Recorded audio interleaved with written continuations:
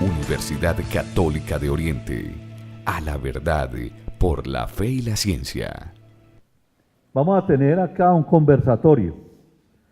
Mire la disposición misma del auditorio y de la sala, ¿cierto? Tenemos una sala como conversa uno cuando llega a la casa y conversa en la sala de la casa con una visita.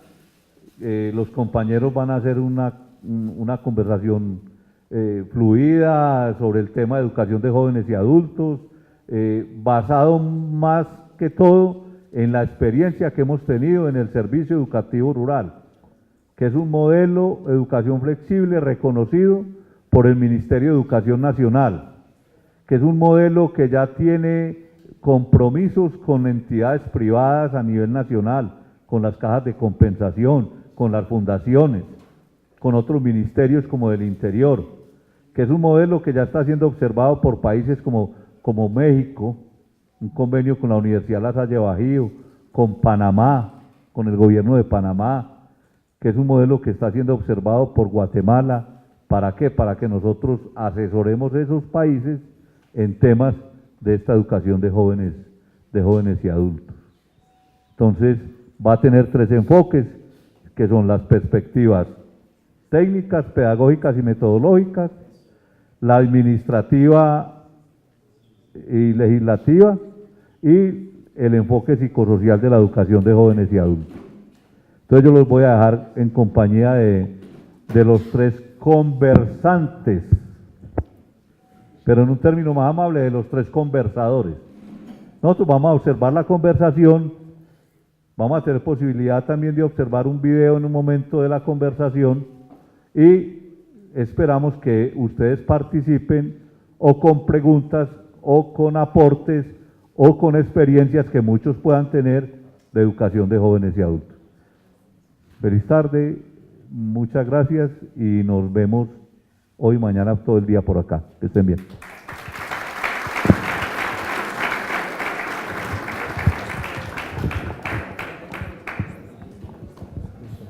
Muy buenos días a todos y a todas.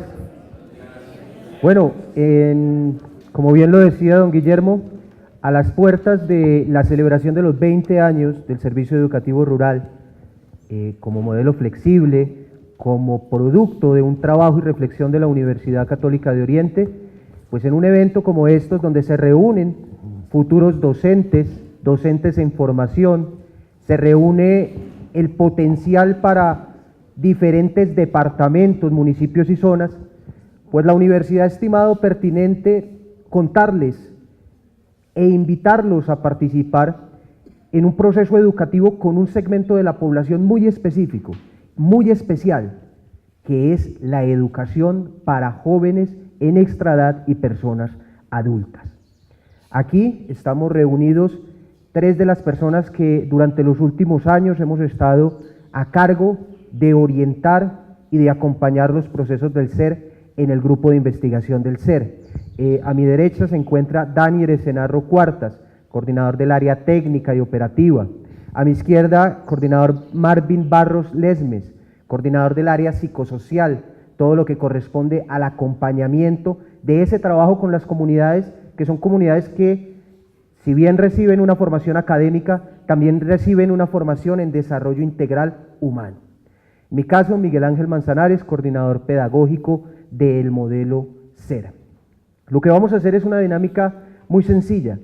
Cada uno, desde su perspectiva, desde su visión, les vamos a contar un poco de lo que hacemos en el SER, de las experiencias o del saber acumulado que hemos logrado consolidar más o menos en un promedio de 10 a 15 años de aventura en la educación para adultos, en donde hemos ocupado todos los roles, desde educadores, desde tutores, coordinadores de focalización, coordinadores pedagógicos y demás.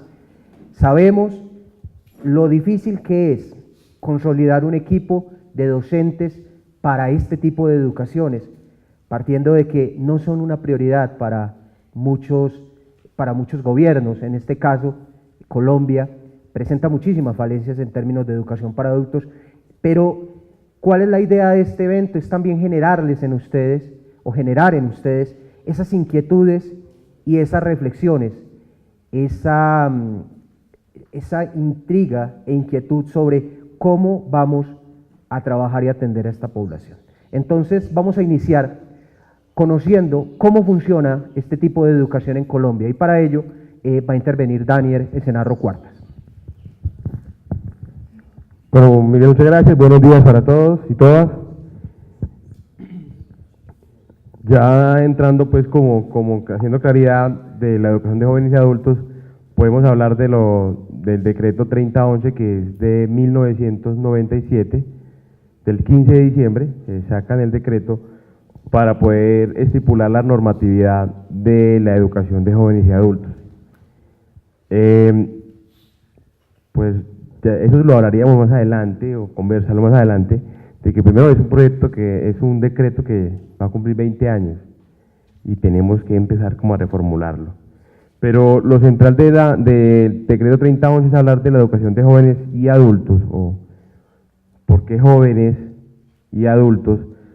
Porque no se puede, hay que diferenciar en adolescentes y jóvenes, porque el adolescente estamos hablando hasta los 13 años, ya el compañero Marvin me corrige ahora, y el joven es a partir de esa edad. Dentro del decreto, el Servicio Educativo Rural, el SER, como proyecto de investigación se le presenta a Colciencias y se le presenta al Ministerio de Educación con la norma del 3011. En el 3011 y con el modelo SER empezamos a trabajar por los CLEI, ciclos lectivos especiales integrados. Y por los CLEI tenemos desde el CLEI 1, 2, 3, 4, 5 y 6. El CLEI, que viene siendo el CLEI 1, se viene hablando de lo que es primero, segundo y tercero de primaria. El CLEI 2 se habla de cuarto y quinto de primaria, tendríamos la básica. Entraríamos al CLEI 3, que viene siendo sexto y séptimo de bachillerato, pero viene por etapas o por ciclos. Hablamos de la etapa 1, etapa 2, dentro del CLEI 3, que viene siendo sexto, y etapa 3 y 4, que viene siendo séptimo. Pasamos al CLEI 4, que viene siendo octavo y noveno, lo mismo también, viene siendo sujeto lo mismo. Y ya entramos lo que es al CLEI 5 y 6, no son integrados, ya son separados. El CLEI 5 viene solamente, se habla de décimo de bachillerato. El décimo de bachillerato tienen unas materias y pasamos al CLEI 6. La pregunta sería a ustedes, ¿todo eso se hace en cuánto? Cada CLEI tiene una duración de calendario académico de 10 meses. Quiere decir que por cada 10 meses, hacen 2 años, pero cada 5 meses hacen un año de estudio, que para el 18-60, que son los jóvenes que están en la educación normal, llamémosla educación ordinaria, que se le dice, que es la que están de lunes a viernes, estos jóvenes están solamente trabajando 10 meses académicos. En la explicación en lo que hablamos de los CLEI, que se habla de hasta del bachillerato, hablemos de las edades que tienen ahí. Las edades para estar en el CLEI 1, 2, en el CLEI 1 es de 13 años, en el CLEI 2 de 14 años, y en el CLEI, del CLEI 3, se habla de 15 años en adelante. La normatividad lo pone así, la normatividad de los CLEI. Nosotros como universidad tenemos las edades para este proceso, porque el decreto lo dice también, porque se nos puede presentar que hay situaciones en municipios que hay estudiantes que se salen de la educación de la 1860, se salen de esa educación para entrar a la educación por ciclos de jóvenes y adultos. Entonces, se ha presentado que salen de la institución y ven que es mucho más fácil por el tiempo, porque fácil no, por el tiempo, acortar los tiempos y se pasan a los CLEI. ¿Qué sucede? Que dentro de la normatividad se habla que el estudiante tiene que tener mínimo 2 años de escolarizado para poder entrar. Entonces, si una persona que va a entrar al CLEI 1, que es también más conocido, que el compañero Miguel lo explica ahora mejor, más conocido el CLEI 1 como alfabetización, y que estamos hablando de alfabetización es que no sabe leer, escribir, va a entrar con 13 años, entonces esta persona va a hacer lo siguiente, es del campo, por razones de la vida, estuvo por fuera en la educación, y muestra su último certificado educativo, o dicen qué institución estuvo, porque nosotros tenemos el CIMA, que es el CIMA de matrícula nacional, donde sabemos hasta cuándo fue la última vez que se matriculó, en qué estuvo se matriculó, porque a veces entran a hacer la alfabetización y nunca se matricularon. Entonces entramos a verificar, veíamos la edad, y ellos mismos nos dicen, hace tantos años yo no estudio, no sé leer, escribir, y por eso se ponen los parámetros, es que mínimo 2 años para entrar a la educación de jóvenes y adultos en los CLEI que la rige el decreto 3011. Muy bien, es importante clarificar acá que, como lo decía bien Daniel, desde hace 20 años no existe una modificación a la norma que rige la educación en Colombia, de educación para jóvenes y adultos en Colombia. Sin embargo, en el año 2015, a través del decreto 1075, el Ministerio de Educación lo que hizo fue tomar fragmentos del decreto 3011 y construir un aparato, un entramado más amplio de lo que es el panorama de la educación en Colombia. De ahí que en muchas relaciones y referencias ya no encontramos el 3011, sino el 1075. Bueno, la aclaración de Miguel. En el 1075 que salió en el 2015, nosotros como educadores y que estamos en la educación de jóvenes y adultos, pues, pensábamos que el Ministerio de Educación lo iba a cambiar, perdón que lo diga así, en su gran sapienza, ¿cierto? Ellos allá iban a cambiar, iban a reestructurar la educación de jóvenes y adultos porque hace falta. Buscamos el decreto, lo descargamos, lo miramos y lo leímos, lo que hicieron fue cortar y pegar. Poner lo mismo del 3011, del 97, lo cortaron y lo pegaron. Por eso aclaramos de que yo debería hablar del 1075, pero hablamos en realidad del 3011, pero que está ya inmerso en el 1075.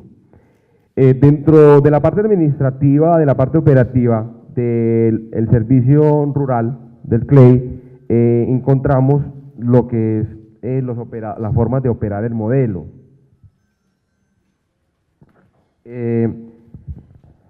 Los operadores de los modelos, o el modo de contratar de esto, se hace por dos formas, que es licitación y contratación directa.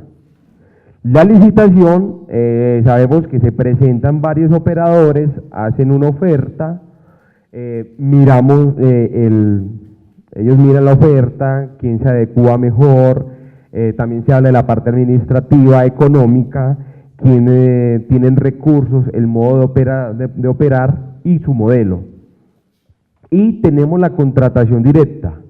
La contratación directa, en este caso, hemos trabajado nosotros, nos han llamado el Ministerio de Educación y nos hace la contratación directa porque nos dicen, ustedes tienen un modelo educativo rural, el SER, ese modelo es muy bueno, es muy viable, y la forma operativa que tienen ustedes se adecúan al pedido en este caso del Ministerio. Entonces, el modelo de operar de nosotros es que tenemos cantidad de docentes, en este caso, miren, están ustedes a punto de graduarse, donde ustedes son de varias zonas, y como son de la casa, de aquí de la universidad, nosotros nos contactamos con ustedes les expresamos las ganas de trabajar en la zona de ustedes, en el municipio, en el departamento, y como ustedes tienen conocimiento ya licenciados, nosotros hacemos la parte de capacitar y mirar cómo hacemos nosotros para que el modelo funcione en la zona de ustedes. Por eso, cuando hay contratación directa, que el ministerio, en este caso, el ministerio pues nos ha puesto a nosotros en este caso de la contratación directa, pues trabajando con el Ministerio de Educación. Entonces tenemos licitación, presentamos al Estado, licitamos, ellos verifican si la propuesta se ajusta a los presupuestos de ellos o lo que ellos quieren, y tenemos la contratación directa, pero siempre y cuando la contratación directa, la mejor forma es que a la persona que se le adjudique directamente la contratación tenga conocimiento y tenga un modelo para poder hacer la contratación. La universidad, la experiencia que hemos tenido de la parte educativa es con el Ministerio de Educación, donde se habla de alfabetización. En este caso, donde hemos visto Colombia libre de analfabetismo, tenemos ahí con el ministerio, tenemos en el departamento de Antioquia, Tolima, Huila, hemos trabajado con cobertura educativa de esos departamentos. De la cobertura educativa de los departamentos, ¿por qué? Porque los estudiantes, la cantidad de personas adultas para estar en estos proyectos son muchas. Y los docentes que tiene cada departamento son muy pocos. Entonces, ¿qué hace ellos? Contratan, en este caso, al Servicio Educativo Rural, a nosotros, y nosotros operamos el modelo SER en las zonas y buscamos a los docentes para que trabajen en las zonas que nos ha adjudicado el departamento.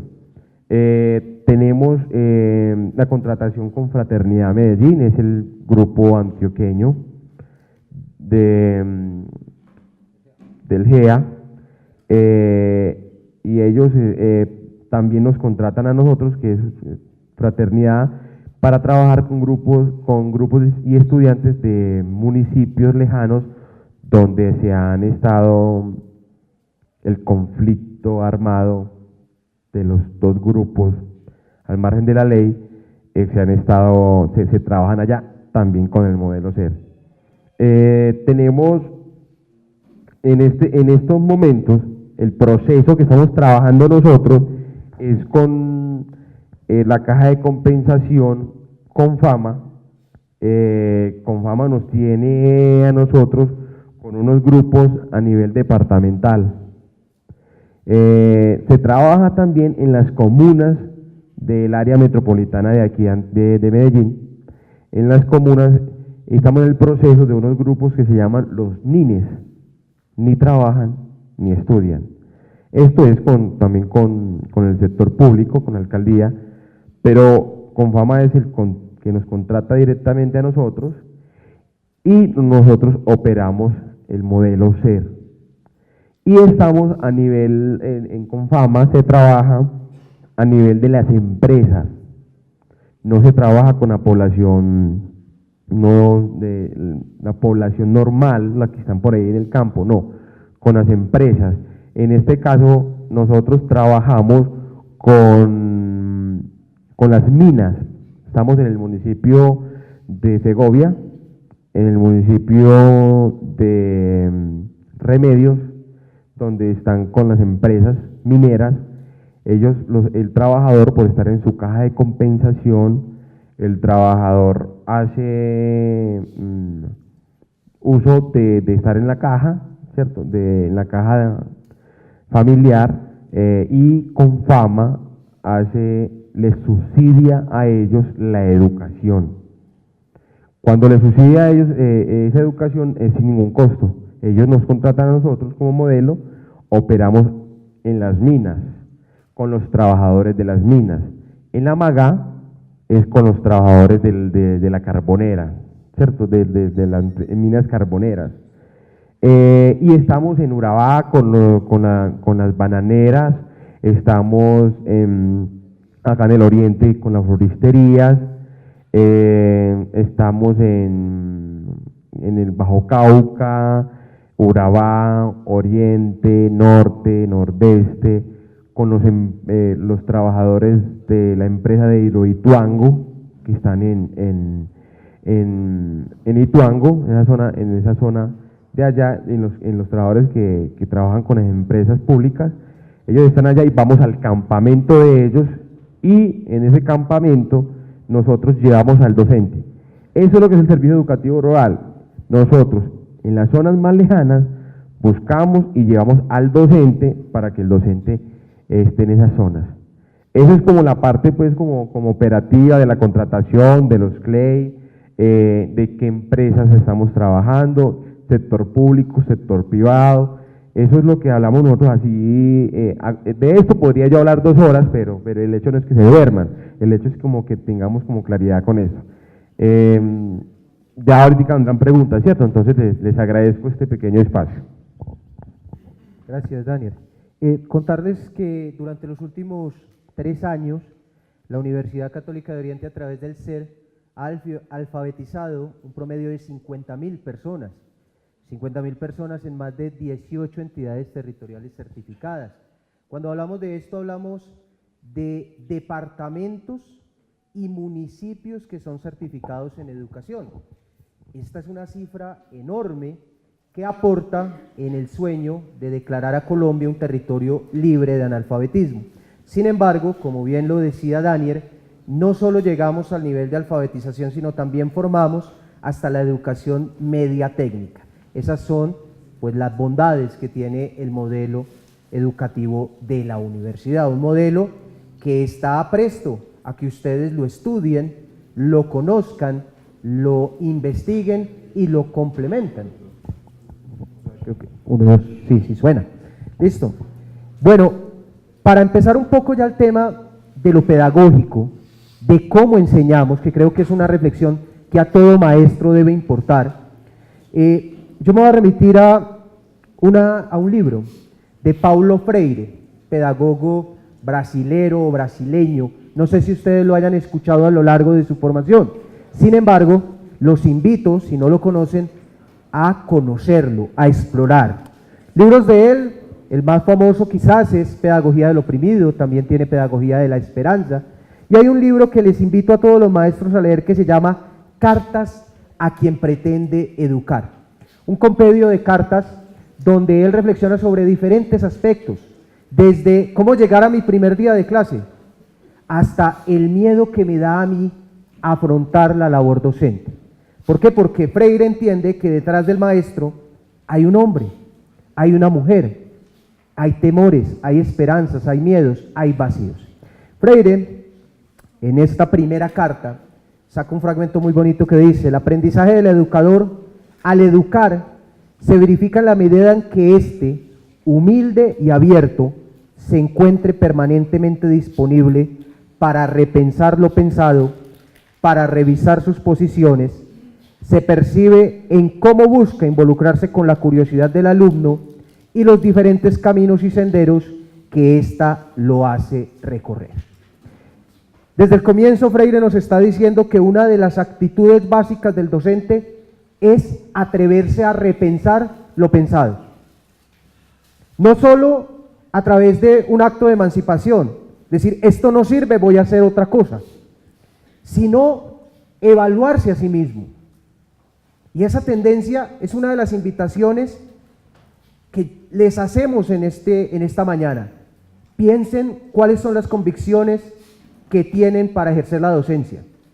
Ustedes están a puertas o incluso ya ejerciendo la labor de educar. Piensen cuáles son las responsabilidades que tiene el hecho de llamarse docente, el hecho de ser un educador. Y si realmente están orientando de manera adecuada su proceso. Grandes pensadores de la historia, desde Aristóteles, pasando por Brunner, llegando a Vygotsky o a Wittgenstein, se han sentado a analizar el fenómeno educativo Algunos se han preguntado, ¿qué debemos enseñar? Y entonces cuando hablamos de eso, hablamos de currículo. Otros se han preguntado, oiga, ¿cómo les vamos a enseñar? Y cuando hablamos del cómo, hablamos de la didáctica, del cómo el maestro lleva el conocimiento. Y otros se han puesto a pensar, bueno, ¿para qué les enseñamos? Y eso nos lleva al saber pedagógico. Por supuesto, la educación tiene que tener esas preocupaciones, pero cuando hablamos de educación para adultos, estamos hablando de una población totalmente distinta. Allí las preguntas no van a ser ¿cómo les enseñamos?, sino ¿cómo aprenden? Ya la pregunta no es ¿para qué les enseñamos?, sino ¿por qué les enseñamos? La pregunta más importante en un aula de educación para jóvenes y adultas es, profe, ¿eso para qué me sirve a mí? Y si usted logra resolver esa pregunta, el estudiante, que para el ser se llama participante, va a estar sentado ahí y va a estar pendiente y va a asistir y va a estar en permanente diálogo con usted. Esa es la primera reflexión desde el punto de vista pedagógico.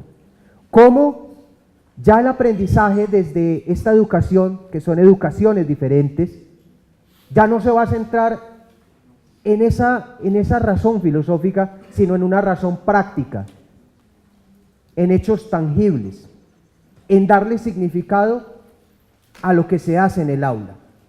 Realmente la experiencia que llevamos nosotros es muy frustrante ver a una señora de 70 años angustiada memorizándose 2 páginas, que porque tiene evaluación al otro día. ¿Será que hay aprendizaje significativo ahí, compañeros? ¿Será que esa persona, después de pasar la evaluación, se acordará de lo que vio ahí en el libro? Estas personas tienen otras prioridades en la vida. Nosotros hablábamos con Daniel hace algunos años que en un colegio le decían a una señora de 60 años que tenía que traer el acudiente. La mamá, ¿dónde está la mamá? Ya le sacaron los restos hace rato. Pero el rector en ese tiempo decía, no, es que tiene que tener un acudiente, tiene que tener una persona. Estamos cometiendo un gran error que de pronto ahora Marvin no lo va a resaltar. Algunos psicólogos de educación nos dicen, ojo, no hay que tratar al niño como un adulto pequeño. O sea, que no hay que darle esas responsabilidades, no hay que...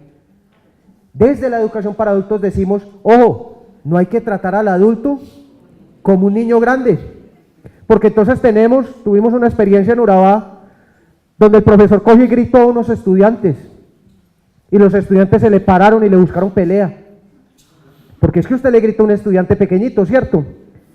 Y él va a llorar o le va a contar a su mamá, pero grítele a un estudiante adulto, va sacando el machete de una vez, porque nuestros estudiantes entran con machete a la clase.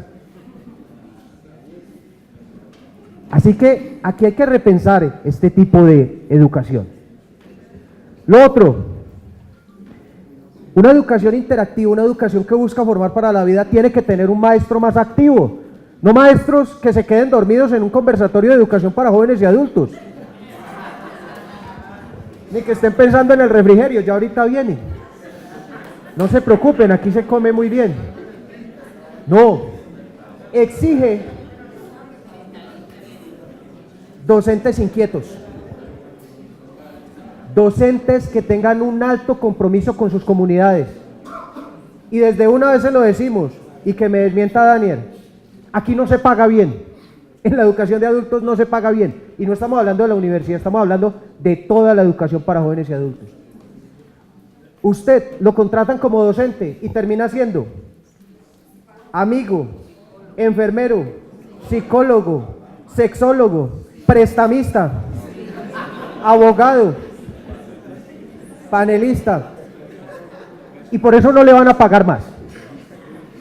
Pero usted va a sentir la satisfacción de hacer bien por las personas, y esa es una satisfacción que nos corresponde a nosotros los docentes. Nosotros tenemos la fortuna de ser educadores y el infortunio de ser profesionales de la educación. Infortunio, ¿por qué? Porque nunca nos van a pagar lo que realmente merece ser recibido por nuestro trabajo. No va a haber equidad ahí, y no es solo aquí, sino en muchos países en desarrollo como este. Arthur Schopenhauer y Federico Nietzsche hablaban de algo que se llama el eterno retorno a lo mismo. Nosotros, como docentes, a veces retornamos siempre a lo mismo. Un docente tiene 3 fuentes de formación principales. Una es la academia, es decir, lo que hicimos con ustedes, que tiene muchísimos errores y vacíos. Yo recuerdo iniciando mi proceso formativo o mi práctica docente, siendo profesor de preescolar, un niño se poposeó en los pantalones. El niño estaba ahí sentadito, quietico, se hacía el pequeñito para que no lo vieran, pero todos lo olíamos. Entonces, lo primero que yo hice es, bueno, ¿a quién recurro? Piaget, Freinet, Brunner. Ninguno de los libros que había leído en la universidad me sirvió para nada. Tenía una fotocopia, sí me sirvieron para algo, para limpiar. Pero es allí donde la práctica nos dice, hay que hacer algo. Y hay que tomar acciones definitivas. Y eso es lo que hace a los docentes realmente educadores, maestros. Tomar acciones correctivas en su momento, porque podemos ayudar, salvar a una persona con una palabra, con una frase, con un gesto. Esa es la primera, la academia, que tiene muchos vacíos. La segunda son nuestros docentes, los educadores que se ponen a darnos su discurso. Y de lo particular es que de los educadores recordamos algunas cositas, pero no lo que nos enseñaron directamente, sino cómo eran, cómo actuaban, qué nos dejaron a nosotros. Tenemos el recuerdo del docente flojo, aburridor, cansón, cuchilla, y el otro que era todo dinámico, amable. Hay otro que era todo tocón con las compañeras, hay otro que llegaba todo borracho. Son recuerdos que van formando una idea del maestro. Y finalmente, nuestra experiencia como estudiantes. Mire lo particular, que en la experiencia que hemos tenido en el SER formando muchos maestros, los maestros más buenos son los que han sido pésimos estudiantes. Un ejemplo, yo. Modificaron el manual de convivencia para echarme a mí, porque me ponía el saco en la cintura, y lo pusieron para sacarme, no me pudieron sacar. ¿Por qué? Porque esas son las paradojas de la vida, ¿no? Y uno no puede enseñar lo que no ha vivido, y uno no puede transmitir lo que no es, y uno no puede inspirar si realmente no tiene. Entonces, esa es la segunda invitación. Entiendan la responsabilidad que tienen ustedes como docentes. Y en este segmento de población de adultos es mayor, porque ellos generan un vínculo afectivo con usted, un vínculo emocional, que quizás los estudiantes de educación regular no lo tienen, porque usted es un enemigo para él, una imagen de autoridad. El muchacho es rebelde, el niño no le pone cuidado ni a la mamá, mucho menos a usted, pero el adulto está ahí porque quiere, no porque lo obligaron, no porque lo llevan, no porque lo imponen. El tercer escenario, ya para darle paso a mi compañero Marvin, es el espacio de clase. Y en estos años en el SER hemos dado clases desde una cancha de tejo en Cundinamarca, una gallera en el Bajo Cauca, una discoteca en Dos Quebradas, salones comunales, iglesias. Hace una semana íbamos a dar clases en la cripta del Carmen de Viboral, ahí en el salón donde está la cripta del Carmen de Viboral, un municipio aquí cercano. Hemos dado clases en todas partes, pero es que entendemos que el aula no son estas 4 o 5 paredes. El aula es un espacio generado por el docente, y es un espacio que no debe ser algo unidireccional, sino algo que se retroalimente, algo vivo. Los docentes en la educación regular tendemos a ser dictadores. ¿Cómo es un docente dictador? El que llega y ni siquiera saluda y dice, con rojo, en mayúscula, la célula, y todos los pelados quedan perdidos. Ay, Dios mío, rápido, que nos vamos a quedar. Y empieza, la célula es, y todo el mundo callado. Y nadie habla porque los otros se quedan. Y nadie pregunta porque nos quedamos, y eso nos sirve para la evaluación. Las aulas de la educación para jóvenes y adultos no deben estar llenos de maestros dictadores. Tiene que estar en diálogo permanente. Allá se debe cantar, se debe contar chistes, contar cuentos, valga la redundancia, compartir. Porque si el docente no genera esa confianza en el estudiante, difícilmente se va a abrir. Y cuando un adulto se abre, no solo le está presentando sus sueños, no solo le está presentando sus esperanzas, sino también todos los vacíos que tienen adentro. Y estas personas tienen mucho vacío. Cierro con una experiencia de una señora en el municipio de Cajamarca, Tolima. Estábamos en un acompañamiento y llegábamos al aula y le preguntaba a las personas: ¿ustedes por qué están aquí? ¿Por qué tomaron esta decisión? Levantó la mano la señora y me dijo: profe, porque aquí me llaman doña Inés. En mi casa me dicen: oiga, hijo de tantas. Es decir, que aquí las personas utilizan como pretexto el conocimiento, el adquirir unos conocimientos, unas habilidades, para encontrar cosas que no tuvieron en la vida, cosas que tienen pendientes: el amor, el cariño, el respeto. Esa es la verdadera misión del docente, es formar desde el amor. Formar desde la academia, por supuesto, nos lo exige, la misma responsabilidad con el conocimiento, pero también formar seres humanos. En algún texto que les recomiendo, que se llama La evaluación para jóvenes y adultos, don Guillermo Gómez cerraba con esta frase: la labor del docente es humanizar la humanidad.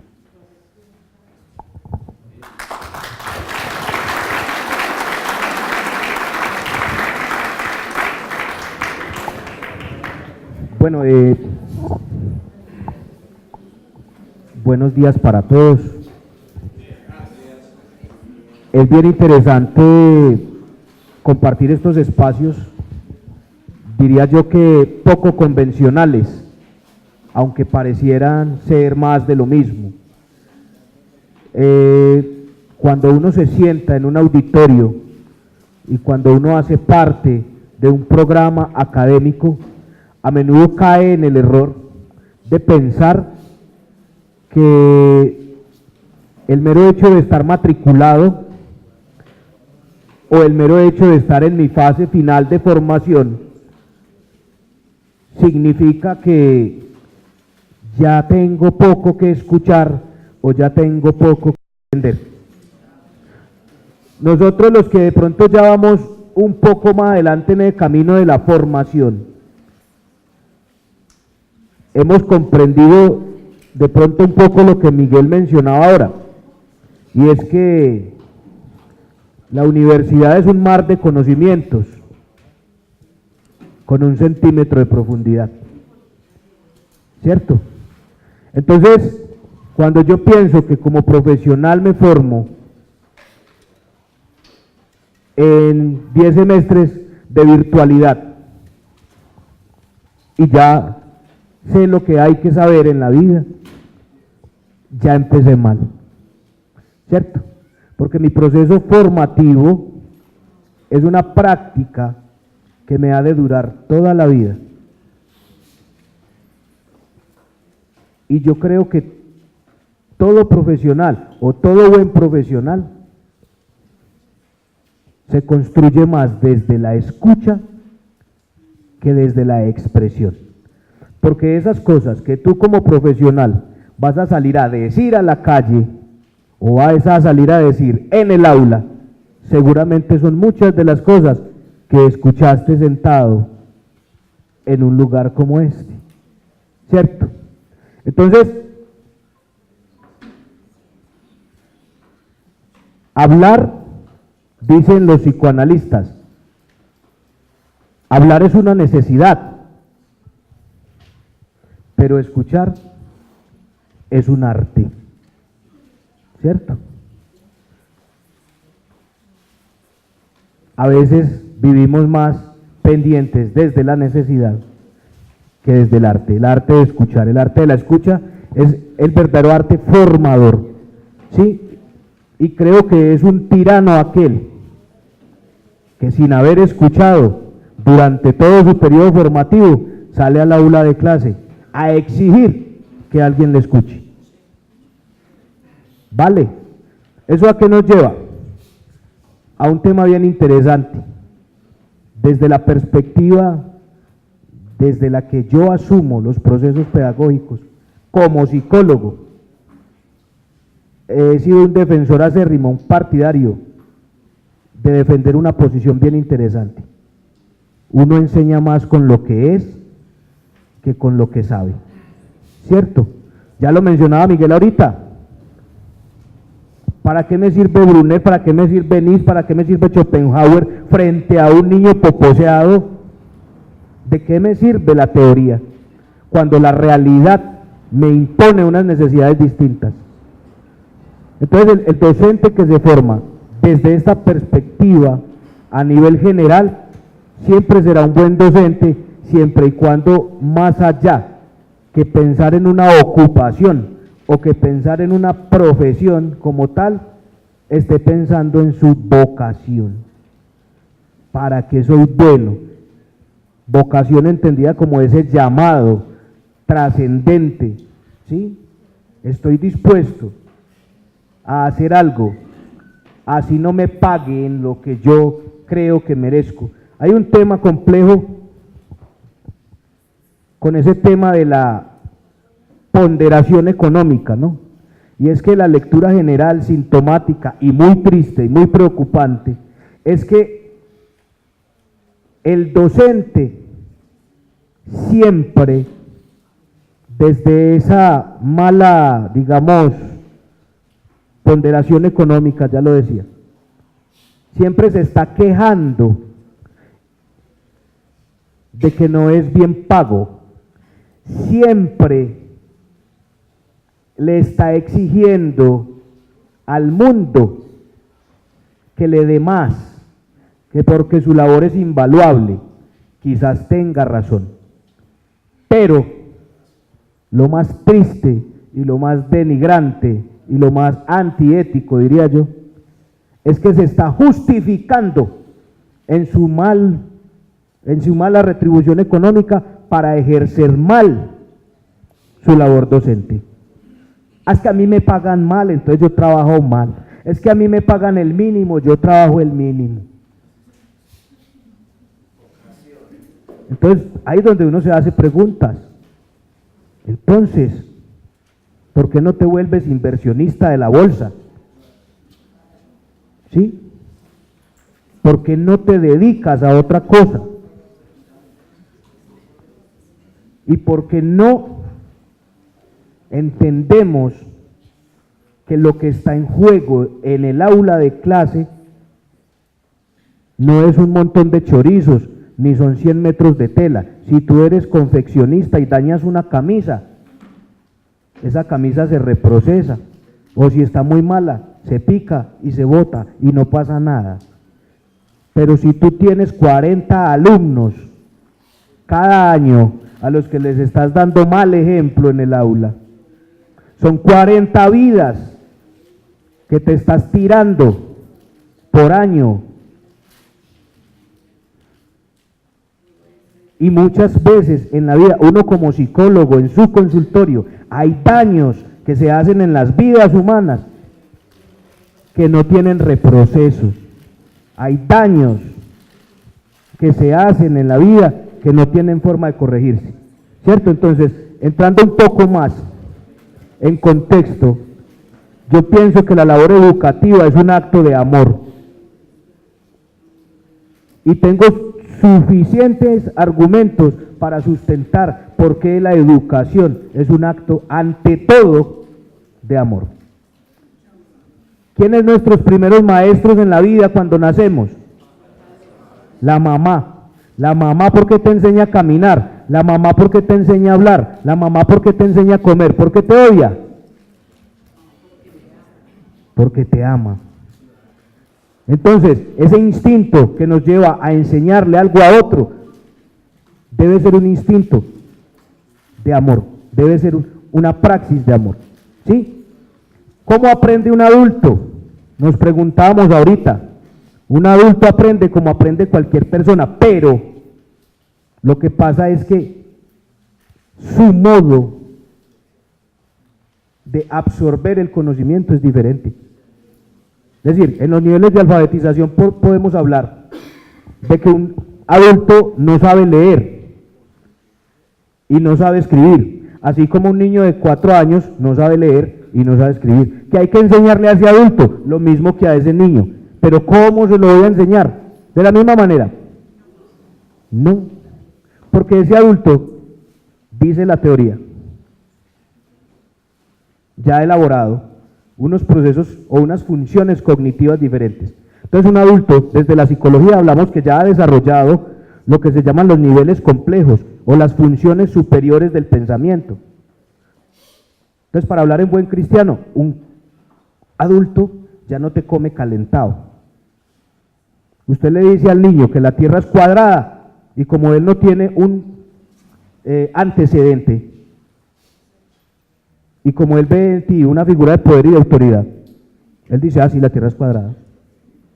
¿Cierto? Cuando yo era muy jovencito, tenía aproximadamente 18 años, era maestro de danza folclórica y pues obviamente era un joven adolescente con esas modas que solían estar en ese tiempo.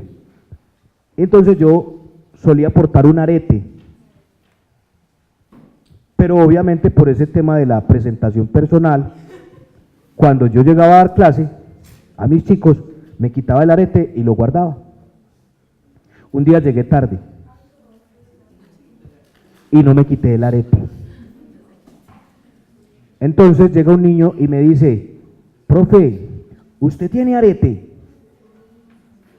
Y yo, entre charla, entre broma, pero también como una forma fácil de salirme del impasse, le digo,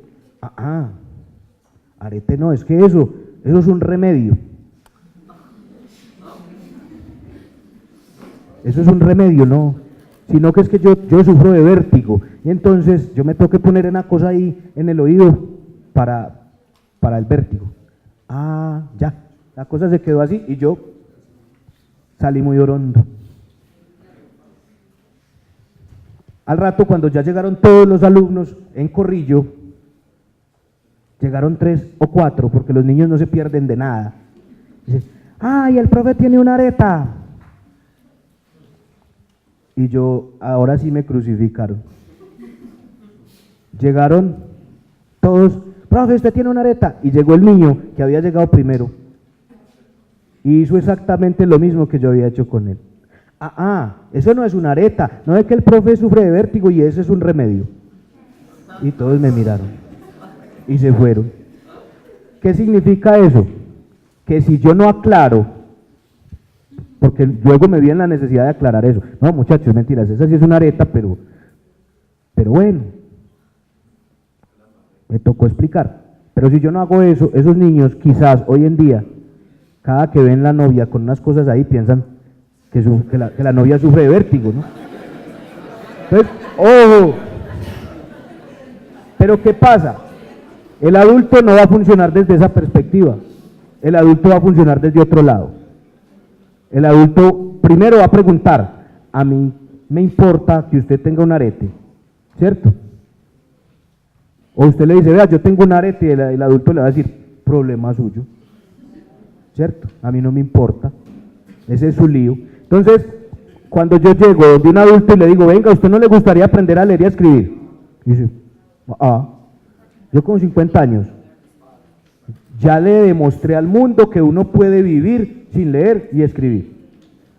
Ahí tengo 6 hijos, todos profesionales, todos universitarios, y yo no necesité aprender a leer y a escribir. Entonces, el gran compromiso o el gran reto para uno es hacer que esa persona quiera, ¿cierto? Uno solo educa a alguien que desea ser educado. Es más, he estado leyendo mucho acerca de educación para adultos y he llegado a reflexiones tan profundas al punto de preguntarme, ¿será que realmente un adulto se educa desde lo que es la palabra educación como tal, no, él ya está educado, bien o mal, ¿cierto? Está educado. Él ya tiene un juicio previo del mundo y lo que entra uno es a tratar de cambiar esas ideas preconcebidas en su mente por unas ideas a las cuales les damos el carácter de correctas, ¿no? Entonces es más difícil con el adulto, en ese sentido, llevarlo a desaprender lo que ya aprendió para que empiece luego a aprender unos nuevos conocimientos. Lo otro es que él aprende en contexto. La información que él almacena en su vida lo tiene que llevar a algo útil. El adulto es pragmático. A uno lo llevan a la escuelita y le enseñan la raíz cuadrada de 55. Yo tengo muchos añitos y todavía en mi vida no me he encontrado con la necesidad ni con la utilidad de saber cuál es la raíz cuadrada de 55. Yo no. Entonces el adulto, cuando tú lo invitas y le dices, ¿y eso para qué me sirve? O sea, ¿yo qué gano con eso? ¿O cómo voy yo ahí? ¿Cierto? ¿Cuál es el plus? ¿Yo para qué a los 50 años voy a aprender a sumar y a restar? Dígame. Si ya tengo unos sistemas y unas cosas que hacen eso por mí. Entonces el gran reto básicamente es ese. La educación para adultos tiene diferencias abismales y creo que ahorita hay algunos programas universitarios que insertan ya en sus líneas la formación. Lo decía Miguel ahorita, hay grandes vacíos en la educación para adultos. Uno de ellos creo yo que es la formación de educadores para adultos, la formación de andragogos, los llama la teoría, la literatura, ¿sí? Parece ser que hay diferencias grandes frente a los sistemas pedagógicos, a los sistemas didácticos que llevan a una buena educación en los adultos. Seguramente en el transcurso pues, de lo que seguiremos conversando, vamos a ir también entrando en esos entramados y en esos lugares oscuros y obviamente con las preguntas que ustedes van generando, vamos a hacer una retroalimentación bien interesante. Entonces, le doy la palabra entonces a Miguel para que sigamos hacia adelante con los temas que nos conciernen. Muchas gracias.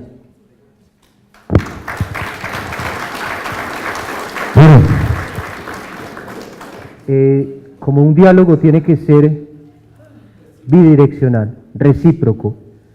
Recuerden que Freire hablaba del dialogismo como la base de la educación libre, la educación crítica, la educación emancipadora. Pues para dar cierre a esta parte, quisiéramos saber un poco esas inquietudes, conocer un poco esas preguntas que ustedes puedan llegar a formular sobre esta educación para jóvenes y adultos. Entonces, les escuchamos. Profesor. Buenos días, mi nombre es Mateo Ceballos. No, si me Está bien, así que Mateo Ceballos.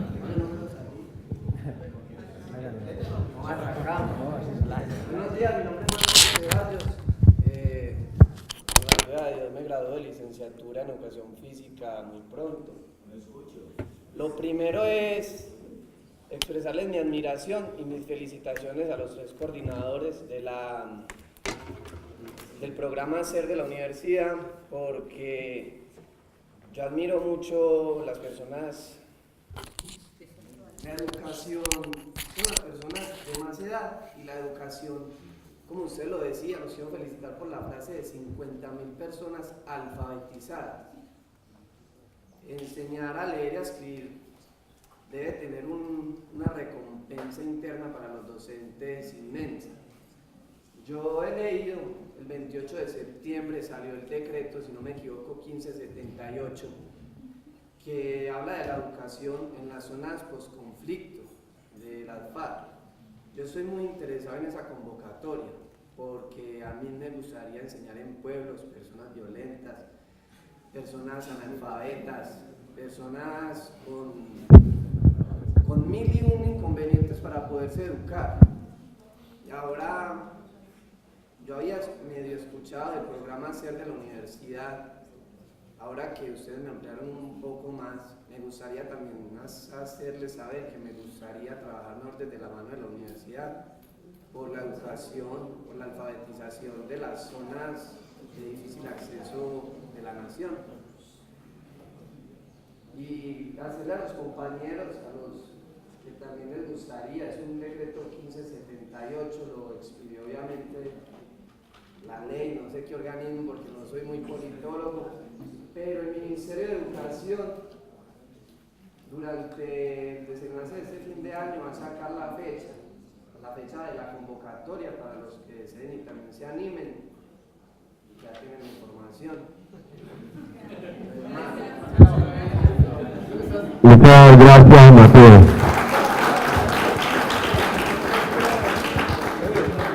Desde el decreto, Mateo, se habla de que se va a proyectar también esas vinculaciones a las universidades que tenemos estos programas. Se me pasó a decir ahora, y creo que lo dije a grosso modo, pero lo voy a explicar más puntual. Nosotros contamos con ustedes allá en la zona donde ustedes están. Y los que están en la zona por acá, en el caso de Mateo, que es del área metropolitana, también contamos con él, que nosotros vamos a participar, bien sea en licitación o en contratación directa con el Estado. Nosotros queremos contar, vincularlos a ustedes que están en este proyecto de graduarse, porque ¿quién es más que darle uno la oportunidad laboral que a los de la casa? ¿Cierto? Que sean principalmente ustedes. Como lo dijo Miguel ahora, que en cuanto a la educación de jóvenes y adultos o los licenciados es mal paga. ¿Por qué lo traigo ahora? ¿Por qué? Porque es que nosotros cuando nos llega un decreto de estos, nos miran y nos dicen, el sueldo del docente es este. Porque siempre nos dicen, es que yo quisiera ganarme más. Y nosotros decimos, nosotros quisiéramos pagarles más, pero nosotros pagamos lo que el gobierno pide que se le pague al licenciado. Pero nosotros desde ya, y sepan ustedes que contamos con ustedes para estos proyectos que salen a futuro. Buenos días, muchas gracias por la oportunidad que me dan de participar aquí en este conversatorio. Vengo del departamento del Cesar, mi nombre es Fanny Esther Rodríguez Medina, soy docente de preescolar y futura licenciada en Educación Física, Recreación y Deporte de esta universidad. Para mí es un honor estar aquí y compartir con ustedes, felicitarlos porque de verdad es una gran labor la que ustedes están desarrollando con las personas adultas. Ojalá en el departamento del Cesar pues, se extendiera a todos, porque en algunas regiones se está haciendo, el que no haya adultos analfabetas, eso es magnífico. Y nosotros, bueno, o por lo menos yo por mi parte, participo en esa labor de formar personas adultas enseñándoles mediante algunas cartillas que poseemos para que ellos aprendan a leer y escribir y así de esta manera pues mirar la vida desde otro punto de vista. Como docente tengo 40 años de estar sirviendo en el departamento del Cesar y prácticamente la formación que yo imparto a los niños que tengo en preescolar es de la participación activa y que ellos aprendan de sus propias experiencias. En estos 40 años para mí ha sido de mucha inquietud estar investigando qué hacer para mejorar esta formación en estos niños de preescolar. De ahí que mi proyecto que se va a socializar el día de mañana está tratando sobre el juego, porque es una manera muy agradable de enseñar a los niños, y no solamente a los niños. Todas las personas que estamos aquí necesitamos del juego, y el juego es como una parte intrínseca de nosotros. Igual, a los adultos, a través del juego también se les puede enseñar. Esto es algo que a nosotros nos ha dado muy buenos resultados. ¿Por qué? Porque uno ve cómo expresan estos adultos la alegría, y esta es una forma fácil de enseñarlos.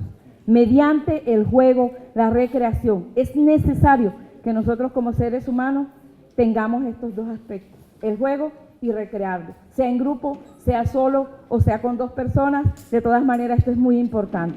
Muchas gracias. Bueno, contarle, profe, y a los profesores de esa zona que el año anterior la Universidad Católica de Oriente, a través del modelo SER, alfabetizó 3.200 personas en el departamento del Cesar, municipios de Chiriguaná, bueno, una buena cantidad de municipios de allí, y en la ciudad de Valledupar, 500 personas de zonas muy vulnerables.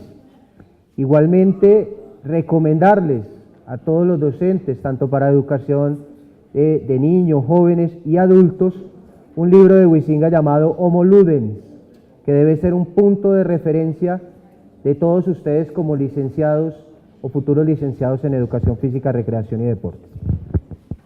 Para hacer un aporte desde el equipo SER, ahora que estamos hablando de cifras, en lo que lleva de trabajo este modelo de educación flexible, de 0, o sea, de alfabetización a CLEI 6, o sea, bachilleres,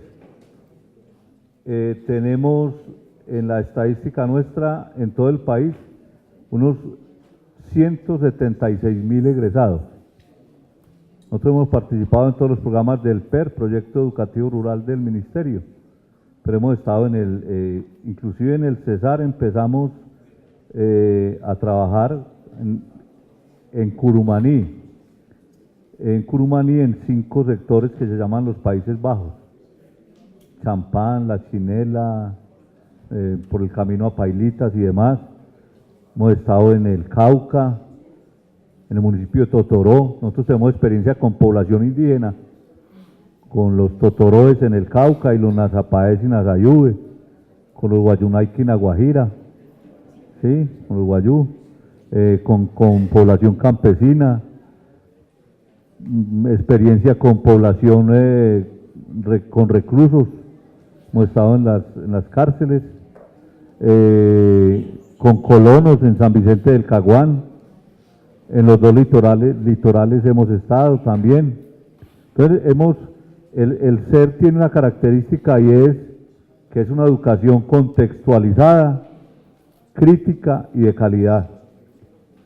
Nosotros leemos mucho un autor que se llama Paulo Freire, imagino que ustedes lo habrán estudiado también, pero en el SER lo que hacemos es trascender a Freire, ¿cierto? Ir un poco más allá, y por eso tenemos hoy por hoy los resultados que podemos presentar.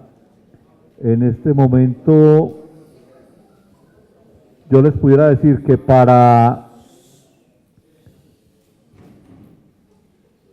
nosotros es motivo de satisfacción haber dado origen como grupo de investigación SER, no solo al modelo, sino que desde ahí surgió la línea de investigación en educación rural, de la maestría y el posible doctorado que va a tener la universidad. Nosotros tenemos una maestría en educación y la línea de investigación es o derechos humanos o educación rural, y las dos nacen de la experiencia que tenemos en el SER. De la mano del SER nació para la universidad el Colegio Monseñor Alfonso Uribe Jaramillo, que es un colegio de niños y jóvenes. Para nosotros poder certificar los estudiantes, cuando no están en las entidades certificadas y en las instituciones, lo debemos hacer a través del colegio.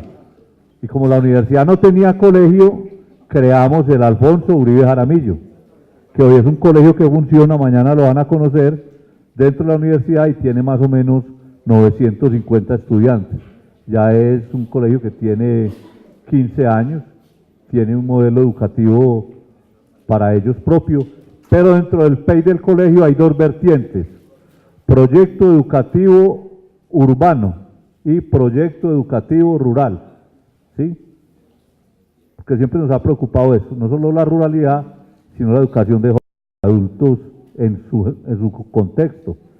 Hemos trabajado a partir del SER otras educaciones como la educación ambiental, con un proyecto que se llama el PREDA, Programa Rural de Educación Ambiental, con toda la zona de influencia de Isagen, aquí en la zona de embalses en Antioquia. Escuelas que dejan escuela, que es un proyecto agroecológico. La escuela busca a la mujer adulta, que es un programa dirigido exclusivamente a las mujeres y se hacen asocio con Secretaría de la Equidad de Género para la Mujer en Antioquia. Tenemos un proyecto que se llama Escuela Generadora de Vida Comunitaria, que lo hicimos en la zona de conflicto, en 3 zonas de conflicto, con el apoyo de la Unión Europea. Todo eso ha surgido a partir de acá, del modelo SER. Sin embargo, ya se ha comentado y se los vuelvo a reiterar, el modelo lo queremos hacer como una reingeniería, como una reinvención, porque hoy por hoy a la escuela no están llegando los adultos para los que nos imaginamos el SER, sino que ya están llegando una cantidad de jóvenes que abandonan la escuela y al año o a los 2 años, para que los cobije la ley, regresan a la escuela. Y usted se encuentra en la escuela un señor, puede ser así bonito, pero ya grandecito como yo, y se encuentra ese señor con un joven de 14 o 15 años que también llega a ser Clay 3. Entonces hay ahí un diálogo generacional en el que tenemos interés en trabajar, cómo educarnos todos a todos, ¿sí? Explicando el principio de Freire. Nadie educa a nadie. Todos nos educamos entre sí, unos a otros. Pero al maestro, como a usted y a mí, nos corresponde una cosa. El comportamiento del maestro educa o deseduca al alumno. Esa es la gran responsabilidad que nosotros tenemos. Y en la educación de jóvenes y adultos, esas condiciones de las que se habla. Si en alguna parte le corresponde a uno ser puntual, organizado, cumplir con las tareas, cumplir con las fechas, cumplir con los compromisos, hacer las cosas bien, es en la educación de los jóvenes y los adultos. Porque un adulto antes hay que agradecerle que volvió a la escuela, a él hay que agradecerle que está de regreso. Por lo tanto, no lo podemos engañar con una educación falsificada. Esa educación para repetir lo que está en internet, en los libros, para atormentar a la gente, para atosigarla, para tratar de dominarla, es una educación falsificada. No libera, no da conocimiento. Y si uno no tiene conocimiento, no tiene cómo salir del atraso social, cultural, político y personal. Y eso es lo que busca el SER, liberar a partir del conocimiento. Y hemos dirigido la mirada hacia los jóvenes y hacia los adultos. Ahora, después de un pequeño descanso y que instalemos la pantalla, y van a ver ese documental del que les hablaba ahora, el video del SER, para que como colofón queden con una idea de lo que es este programa. Lo vamos a mostrar ahí en varios contextos. Entonces, por ahora, yo les agradezco mucho a los 3 compañeros, para los que les pido un fuerte aplauso, un reconocimiento.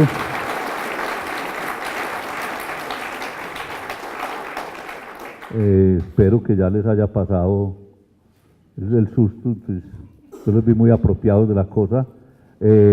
A ustedes, pues, los invitamos a un refrigerio ahí en la parte de atrás y en 15 minutos damos inicio a la segunda parte de la actividad. Universidad Católica de Oriente, a la verdad por la fe y la ciencia.